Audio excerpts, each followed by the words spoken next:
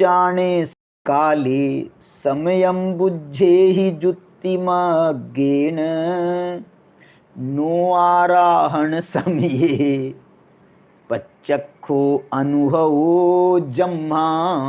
प्राकृत गाथा है।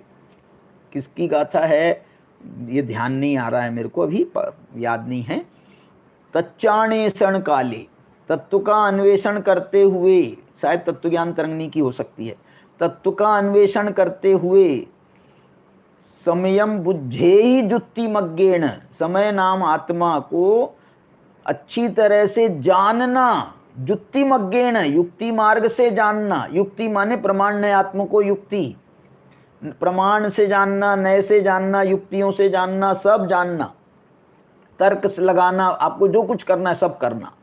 नो आराहण समय, लेकिन जिस समय आराधना की जाए उस समय नो आराहण, आराधना के समय में आप फिर कोई विकल्प खड़ा मत करना। तत्व के अन्वेषण करते समय तो आप सब युक्तियां लगाना। नो आराहण समय, आराधना के समय में ये बहसबाजी नहीं चाहिए, ना युक्ति कुछ नहीं चाहिए। क्यों? पच्चखो अनुभवो जम्हा, क्योंकि अनुभव जो प्रत्यक्ष है वो अनुभव है, अनुभव है वो प्रत्यक्ष है। और देखो एक बहुत अच्छा तर्क दे रहा हूं मैं। प्रत्यक्ष जो चीज होती है उसमें कोई विकल्प खड़ा ही नहीं होता है। क्यों नहीं खड़ा होता है? क्यों? हम देख तो रहे ना, साक्षात साक्षात देख रहे हैं, साक्षात उसको जान रहे हैं। तो पच्चखो अनुभवो जम्मा, जब हम प्रत्यक्ष कर रहे हैं उसका और साथ में अनुभव की अवस्था है तो फिर कोई विकल्प खड़ा होने का मतलब ही नहीं है। जब परोक्ष में कोई बात की जाती है तो आप विकल्प खड़ा करते हो, साहब आप बता रहे हो उनका कोई फोटो मिलेगा क्या, उनका क्या नाम है, उनको कैसे दिखते हैं, वो कितने लंबे हैं, कितने चौड़े हैं, कैसे कपड़े पहनते हैं, ये परोक्ष में। प्रत्यक्ष में बोले ये देखो वो हैं सज्जन, उनसे आपको मिलना है। तो प्रत्यक्ष दिखा रहे हैं तो आपको कोई विकल्प खड़ा नहीं होता है ना। तो इस प्रकार से ये जो विषय है अनुभव का, इसमें कोई द्वैत नहीं होता है, ये बात कही गई है। और एक बात जो मैंने कल भी आपको आखिरी में कही थी, आगे जाकर के 14वीं गाथा में और आगे जाकर के 15वीं गाथा में उसके कलशों में भी, वहां तो ये लिखा कह रहे हैं आचार्य, आत्मानुभूति रीति शुद्ध नयात्मिकाया। ये जो आत्मानुभूति होती है वो शुद्ध नयात्मक होती है। माने वो ये कहना चाह रहे हैं कि जो है ना शुद्ध नय जो है ये कोई एक अलग इसकी जाति है।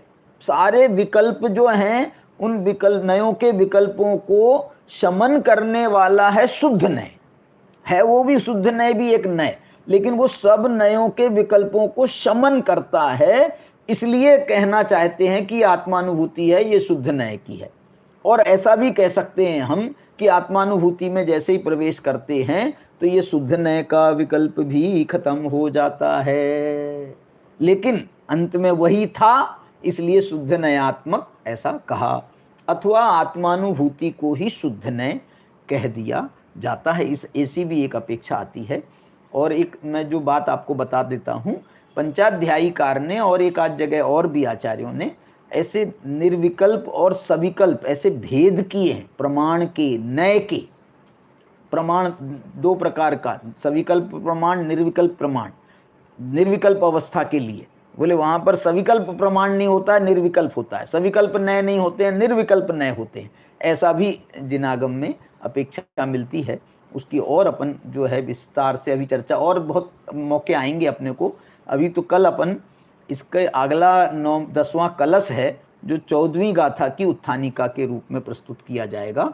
बहुत सुंदर कलश है, वो कलश को पढ़ के ही मैं अभी समापन करता हूँ। आत्मस्वभावं परभाव भिन्नम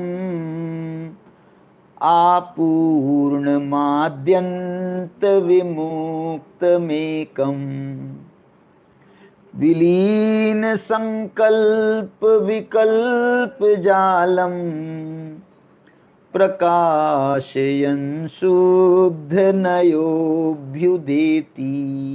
देखो यहाँ भी शुद्ध नय शब्द का प्रयोग है। विशेष चर्चा अपन आगामी कक्षाओं में करेंगे। जय जिनेन्द्र।